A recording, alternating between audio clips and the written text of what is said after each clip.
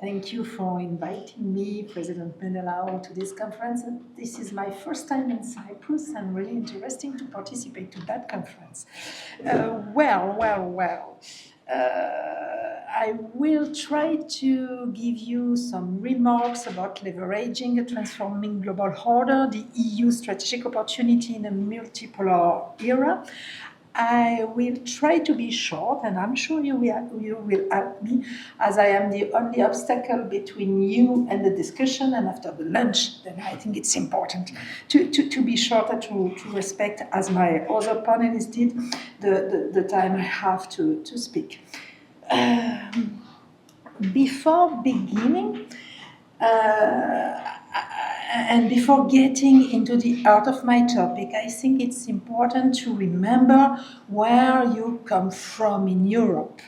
That's why I propose you to imagine what was the situation previously in the EU. And we have to remember, and that's important to remember, that the European integration was mostly an economic integration. And it was not an hazard, it was chosen by political leaders, European political leaders, because at the end of the Second World War, geopolitics was such a sort of bad word and a sort of taboo. We need to work together to develop our economic links just to create peace and peaceful environments. And that's really important to remember that. That's why we did the single market in 1992, the single currency, the euro in 1999. And that we share common rules and common policies such as trade competition, agriculture, to ensure the consumer will benefit from the lowest price. But then we were, during decades, a sort of isolated island of peace and prosperity, using the integration to promote and to export that prosperity all over new entrants in the European Union. And as I said previously, geopolitics was only a sweet word because it remembers bad things, and we refuse to accept to play a role in the international order. But it has changed a lot. I would say in 2014 and after the war in Crimea, but it changed a lot also in 2016 because in Europe we were facing a lot of crises, and in the world we have seen a comeback of geopolitics. In Europe in 2008 we had a major crisis and a euro crisis that was a consequences of the financial and economic one, and that's really important to remember the consequences of that. Without Mario Draghi, we were at risk to totally destroy the economic integration. There were a huge risk to come back to another moment of the European integration. Then after the COVID and after the Brexit and then the COVID and finally the war in Ukraine, we realized that we had to wake up and we had to accept that this world was becoming more and more geopolitics, and that it was necessary to enter in that geopolitics and to project ourselves in that new world. That's why when Mrs. von der Leyen was elected in 2090s, she explained that she will be and she will directed a geopolitical commission. But it didn't, it wasn't nothing in Europe. It didn't mean anything in Europe because we were not available of that. What was the geopolitics at that time? And what was the consequences of the crisis and the changes in the world? First, it was a world of blocks. based around values to be defined, that's clear, and above all, a race of for power dominated by the confrontation between the West and the rest, between China and the US, a sort of, as it was said at the beginning of that conference, a new Cold War. It was also a period where we have seen the return of strategic states with a lot of industrial policies, a lot of protectionism, and and the multiplication of state actors and national interests, growing opportunism. In globalization, and that was the consequences of globalization, we went from unipolar world to a multipolar one. With, you can see in that figure, you can see that the lack of power and a lose of power from big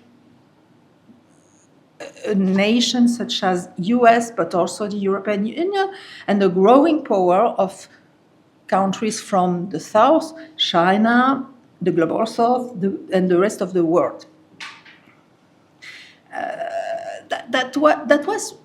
That's really important, because at the beginning it gave the impression of a decrease of our influence in the world, and that was difficult to accept that, and that's why there is a sort of coalition and agreement between Western countries to try to protect themselves. What we have seen most recently, and that's really important to remember, that is three geoeconomic trends. First, a fragmented world with the friendshoring, the globalization among friends. It was the policies and it was the orientation given by the Biden administration in the US, and the way to connect between us, between countries that understand each other. The redefinition of markets and supplier with a relocation and evolution of value chains from, I would say, from made in the world to made in the local. We had seen the return of inflation with tensions on prices and supplies, creating uncertainties and volatility, but also probable shifts in demand and in supply. And the question was, how can we secure supplies? And third geoeconomic trend was the accelerating climate change and an energy transition to negotiate. And in Europe, these last years, we realized that reversely, that what we thought at the beginning, that the climate change will mostly affect South countries, we realized that we were directly concerned by that climate change, and we have to adapt really rapidly, and probably most rapidly than we thought at the beginning. Moreover, after the COVID pandemic, we realized that the industrialization may and had a lot of major consequences in Europe. Then, seeing all that changes in the world, and due to the situation and the perception we used to have about the global world, about geopolitics, etc., the first reflex in Europe was to try to protect ourselves. But in the same time, we realized too that all that global challenges create new responsibilities for prosper and developed regions such as the EU and EU countries. And refusing to assume that responsibility may threaten us.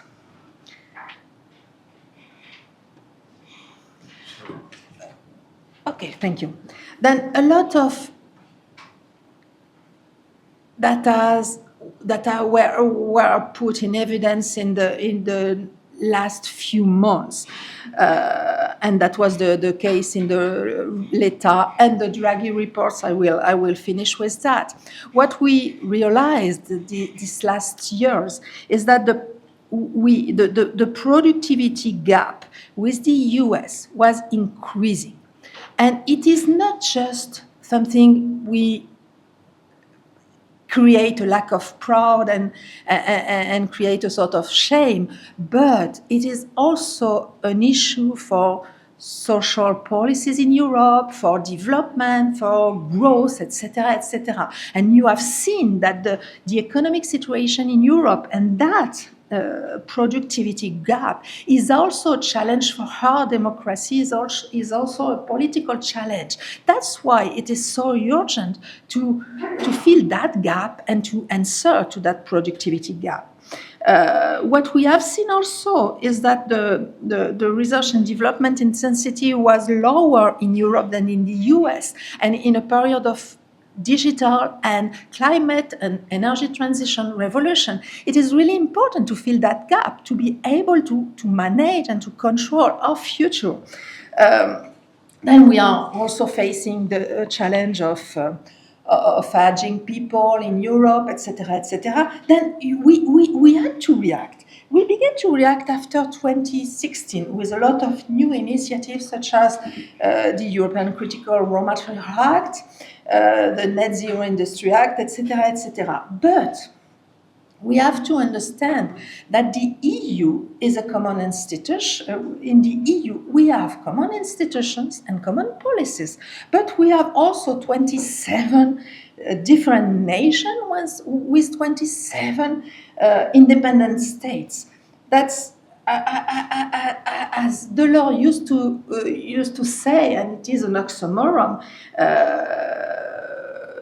He used to qualify EU as a federation of nation states. And that's our difficulty and our problem. And even if the Draghi report and also the L'État report, the Draghi report has shown how difficult it was and how important was the gap between our economy and the US one and the rest of the world, the L'État report has shown how important it is to improve the single market and to integrate more, to answer to that gap.